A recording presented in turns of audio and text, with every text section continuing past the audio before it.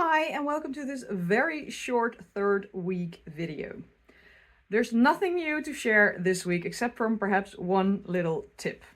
My tip would be, this is the finished project, but I'll show you what I mean, is to find your strip 19. That's the one you finished with last week. And what you then can do is give that strip 19 a stitch marker on the front. Just like you did marking the front of the first strip, so you know what your corner of the project is, you do this. And by doing this, you don't need to pattern anymore, because what you're going to do is you're going to make a mirror image. So this is the bottom half, and you're going to just mirror what you've done from that point. So you can see when I hold it up a bit, you can see that that middle one is in red. And then the two right beside it are the same size, and then the one beside that is one block shorter. That's how that goes until the very end of the blanket. Of course, you can follow the pattern if that's what you prefer, but doing this little stitch marker trick makes sure you can just look at your project and see, okay, I'm 3 strips out, count 3 strips out that way, count how many blocks you need, and that will be the same in that direction. So that's really, really nice, I think, to do. Makes it easier to continue with the project.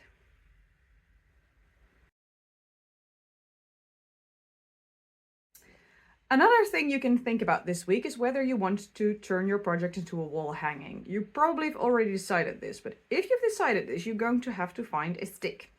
You can go out into the forest and find a stick, or you can go into a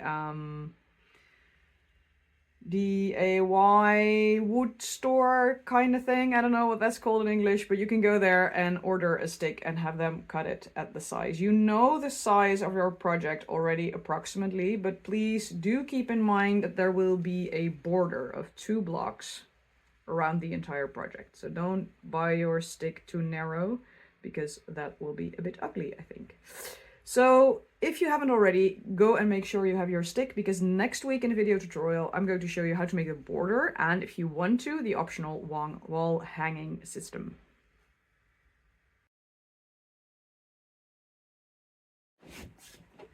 And then, by popular demand, I'm going to show you the bigger mull version. What we've done, or what Hilly has done, is make a version that is a bit wider. This one's done with Woolwise, which is a lovely Scheepjes merino yarn. It's very heavy and very thick, but I wanted to show you anyway, even though it's a yarn package we didn't really include, because there have been questions by people whether you can make it bigger. This is one way to make it bigger. You can also make it bigger by using bigger yarn or doing double-stranded. But this graph will have wider strips and more strips in total. So where in the normal project these strips are 12 blocks wide, in this project they are 14 blocks wide, and also these sizes differ. Please go to the website if this is something you're considering doing for your next mull, and you can find the information of all the strips there. It's an extra separate blog because I didn't want to confuse anybody by putting it in the same blog, because then maybe when you're scrolling you look at, I don't know, strip 20 and you accidentally get the wrong one. So there will be, in the links of this project, there will be bigger version English and bigger version Dutch.